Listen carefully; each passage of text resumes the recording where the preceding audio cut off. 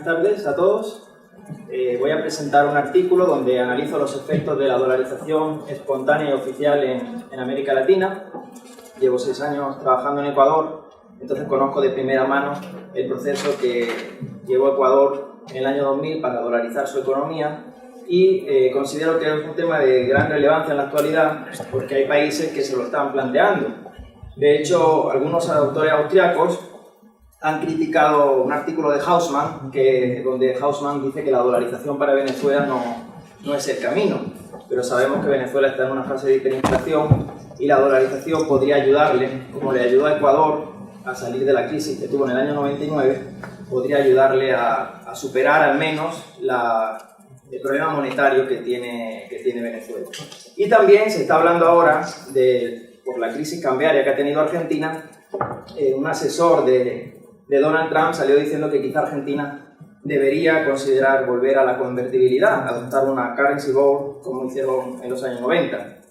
Entonces creo que es un tema de gran actualidad en la región. Sin embargo, yo me voy a centrar más en los casos de dolarización oficial. Dolarización oficial es cuando las autoridades monetarias de forma legal establecen que el dólar u otra moneda, porque puede entenderse la dolarización en un sentido amplio, por ejemplo, los países que se adhirieron al euro, el caso de España, por ejemplo, y otros países que también cuentan con el dólar, pero que son países muy pequeños, en la Micronesia, por ejemplo, las Islas Marshall o Timor Oriental. Entonces, también países de Sudáfrica, Namibia, Lesoto, utilizan el rand. Es decir, se habla de dolarización cuando un conjunto de países adoptan una moneda extranjera, aunque esta no sea el dólar.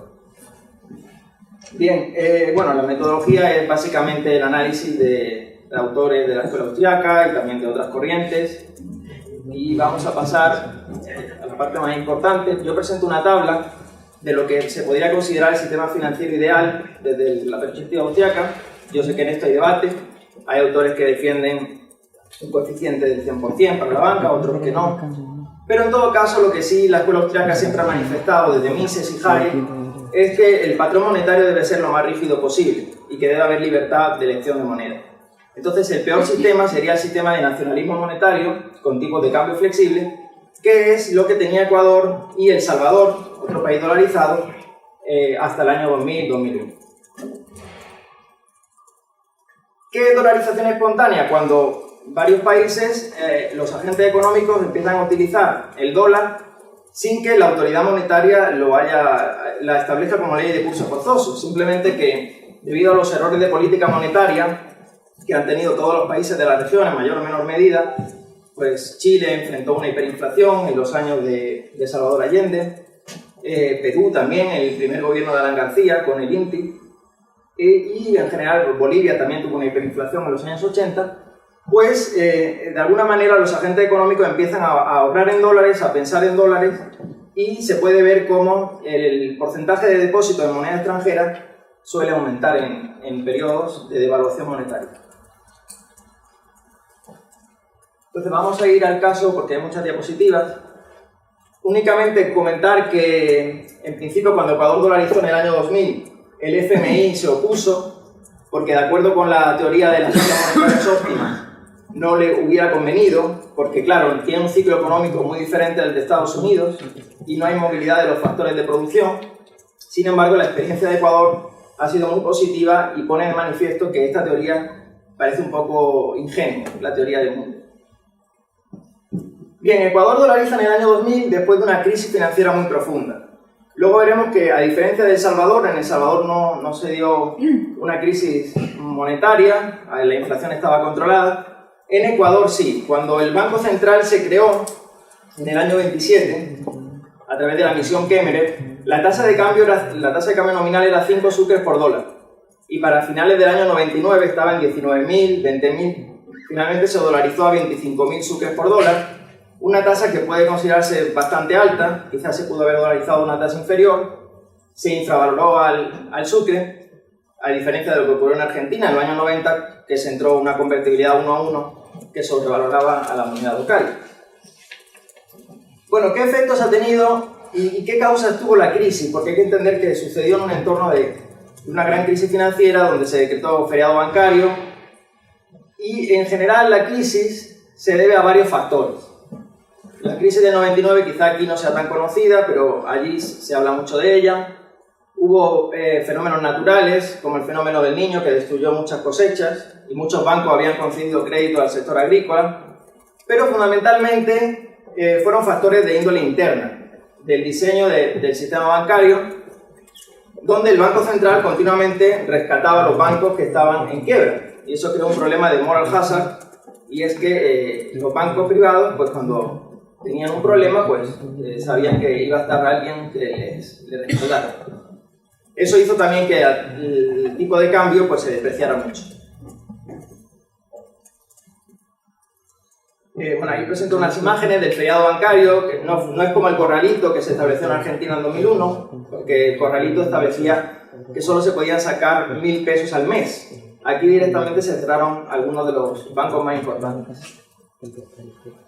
En esta tabla podemos ver el porcentaje de depósito de moneda extranjera y ver cómo en el año 89 era del 14,70% y para el año 99 más de la mitad de los depósitos en el sistema bancario ya estaban en moneda extranjera. Los principales activos financieros se cotizaban en dólares y era la moneda de referencia para operaciones con pago aplazado o operaciones de compras de alto valor. Bien, primer efecto de la dolarización, que la inflación se contuvo inmediatamente. De hecho, la dolarización ayudó mucho al país a salir de la crisis. Hubo un periodo de ajuste de precios relativos, pero actualmente, de hecho, Ecuador lleva 11 meses de deflación. Entonces es un país con una estabilidad monetaria bastante grande.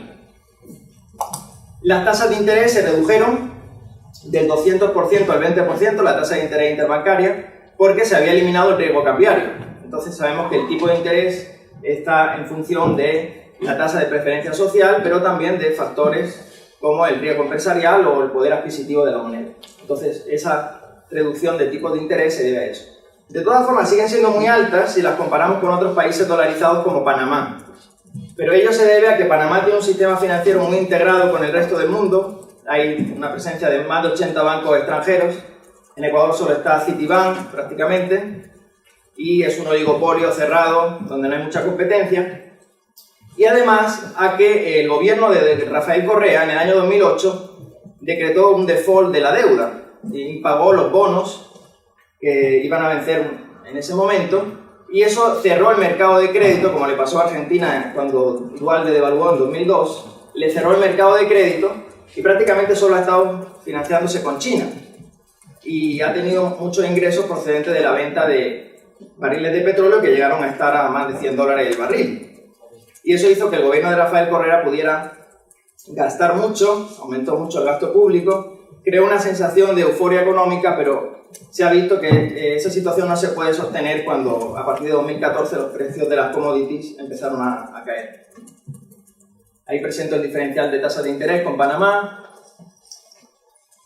La deuda pública ya supera el límite constitucional, hay un límite del 40% sobre el PIB, pero actualmente está en torno al 48%.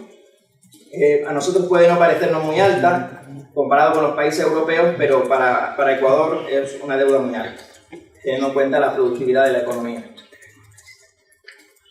Se suele achacar que la dolarización, al tener una moneda fuerte, pues impide ganar ventajas competitivas vía depreciación del tipo de cambio, pero si eso fuera así, pues países como Venezuela o Argentina serían los principales líderes exportadores de la región, y no es así. Más bien los países con monedas fuertes en la región, México, Chile o Perú, que aunque tienen monedas propias, han sabido gestionar su política monetaria. Normalmente hay convertibilidad, en Perú hay convertibilidad a tipo de cambio flexible, pues son los líderes de hecho en exportación, y eso desmitifica un poco esta idea de que devaluar favorece las exportaciones a largo plazo. A corto plazo puedes tener un cierto impulso, pero no es la competitividad no debe basarse en manipulaciones monetarias.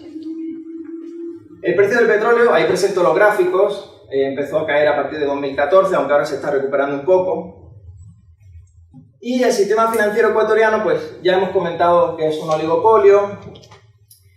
Ha aumentado la prudencia de los bancos. Al no tener un prestamista de última instancia, los bancos han elevado el encaje voluntario y tienen políticas más prudentes a la hora de conceder créditos.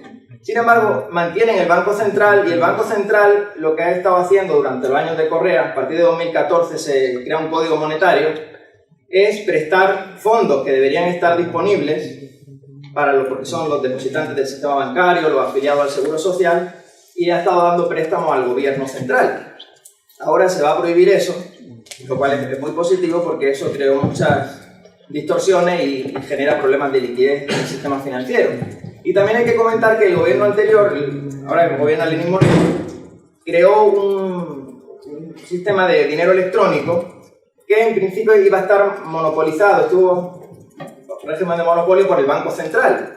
Y eso creó mucha incertidumbre si eso iba a ser una vía de escape para desdolarizar el país, que Correa siempre se ha manifestado en contra de este modelo de dolarización. Finalmente ha pasado a la banca privada y parece que bueno, se ha disipado esa duda.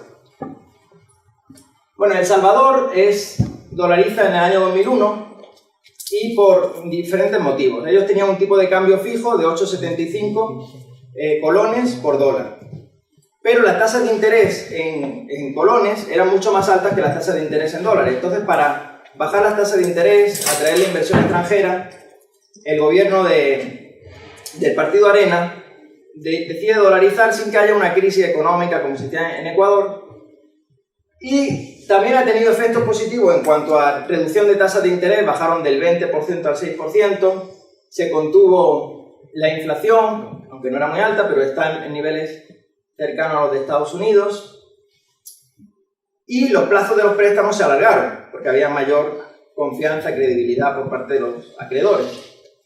Sin embargo, pues, los enemigos de la dolarización sostienen que es la causa, la dolarización, de que El Salvador, pues, y esto es cierto, pues El Salvador es el país que menos inversión extranjera recibe del entorno y tiene niveles de productividad muy bajos, pero ello se debe más bien a factores reales, en mi opinión, y no tanto a factores monetarios. Y hay que entender que, al igual que ocurrió en el Ecuador de Correa, ambos gobiernos, como no podían recurrir a la inflación para financiar el déficit, lo que hicieron es aumentar la deuda pública.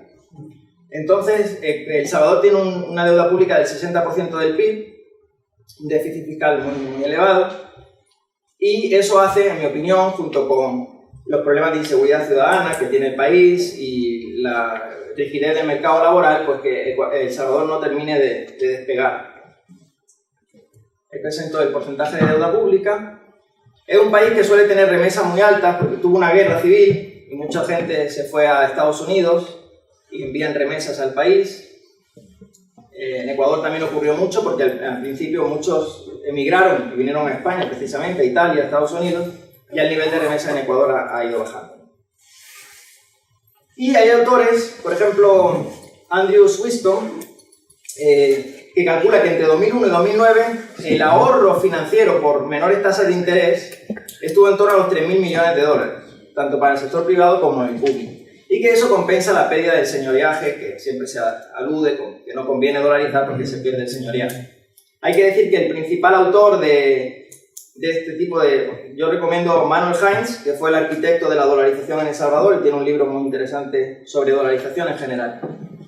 Y luego Panamá, que se independiza en 1903 de la Gran Colombia.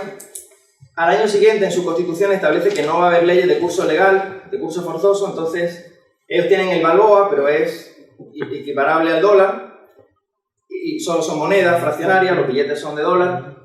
Una economía vinculada al canal, pero también muy diversificada, con una inflación muy baja. Ellos están dolarizados de manera natural, aunque se admite la presencia de otra moneda, por supuesto. Cuando ha habido crisis económica en Panamá, por ejemplo en los años 70 con la crisis del petróleo, o en el 89 cuando Estados Unidos invadió Panamá por el tema del general Noriega, ellos han tenido varias crisis económicas, déficits fiscales, pero nunca una crisis cambiaria porque están dolarizados. Entonces los agentes económicos no retiran su dinero para trasladarlo a otra moneda, sino simplemente si desconfían de un banco lo trasladan a otro banco. Hay una gran presencia de bancos extranjeros. Las casas matrices actúan como bancos centrales que suministran liquidez. Y cuando hay una crisis optan por la deflación interna, es decir, por un ajuste de precios relativos entre bienes transables y no transables, y no por una devaluación. Entonces, como ha explicado Juan Ramón Rayo en otras ocasiones, es mejor la deflación interna que hizo Estonia, por ejemplo, después de la crisis de 2008, que la devaluación por la que sería la salida fácil que hubiéramos adoptado aquí si tuviéramos la peseta. Y bueno, ese cuadro, que no se ve muy bien, pero resume la experiencia de cada país: Ecuador, El Salvador, Panamá, también Argentina. No me va a dar tiempo a hablar de eso, pero en el caso de Argentina pues también creo que es interesante si luego me surge alguna pregunta, aunque hay argentinos por aquí que seguro que saben más que yo. Así que muchas gracias.